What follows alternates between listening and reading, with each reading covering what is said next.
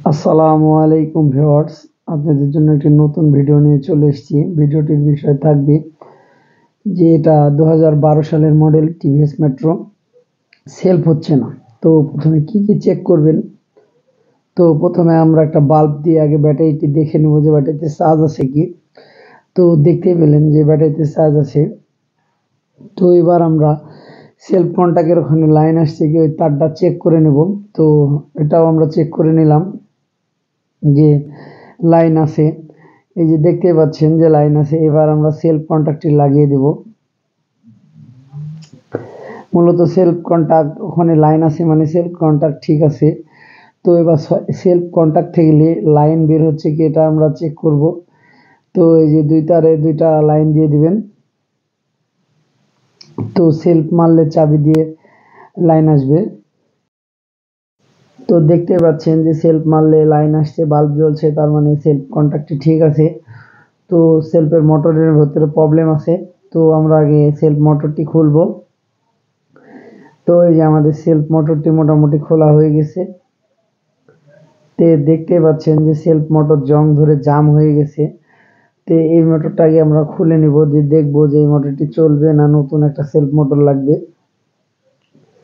তো এই যে আমাদের স্ক্রু মোটামুটি খোলা শেষের পথে। তো এই যে জাম হয়ে গেছে তাই আমরা প্লাস দিয়ে বাড়ি দিলাম। তো ভিতরে দেখতে পাচ্ছেন যে জং ধরে কি অবস্থা। বেশ কিছুদিন বাইকটি সেলফ মারেনি, এই কারণে এই অবস্থা হয়ে গেছে। আর দেখতে পাচ্ছেন যে গোটা সেলফের মোটরের রয়েল সিল কেটে সেলফের ভিতরে সব জং ধরে গেছে পানি প্রবেশ করে। তো এই মোটরটাকে আমরা আর্মি সাজটি সিরিজ কাগজ দিয়ে পরিষ্কার করে নেব। দেখতে পাচ্ছেন যে আর্মি সাজের এই মাথাটি আয়রন পড়ে বোঝা যাচ্ছে না যে কি অবস্থা, তাই আমরা আগে সিরিজ কাগজ দিয়ে ওটা পরিষ্কার করে নেব। এই যে দেখতে পাচ্ছেন পরিষ্কার হয়ে গেছে।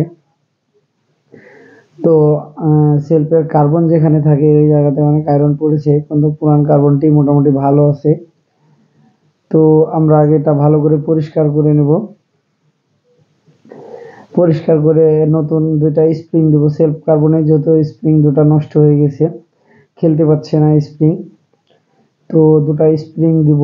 এই যে আগে কার্বনের মাথাগুলো সুন্দর করে পরিষ্কার করে নিচ্ছি, যে অনেকদিন হলে কার্বনগুলো পড়ে আছে।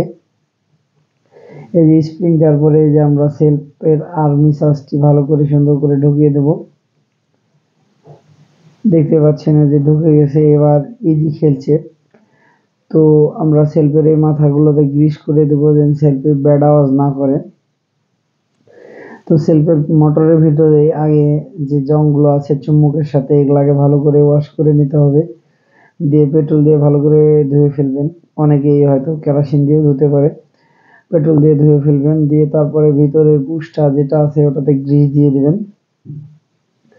এই যে আমরা গ্রিসটা সুন্দর করে ওখানে লাগিয়ে দিলাম।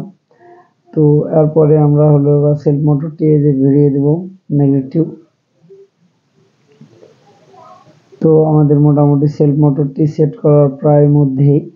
তো স্ক্রুগুলো আমরা ভালো করে টাইট করে দেবো যে লিক না থাকে, না হলে আবারও পানি গেলে সেলফের মোটরের চুম্বকে জং ধরে যাবে।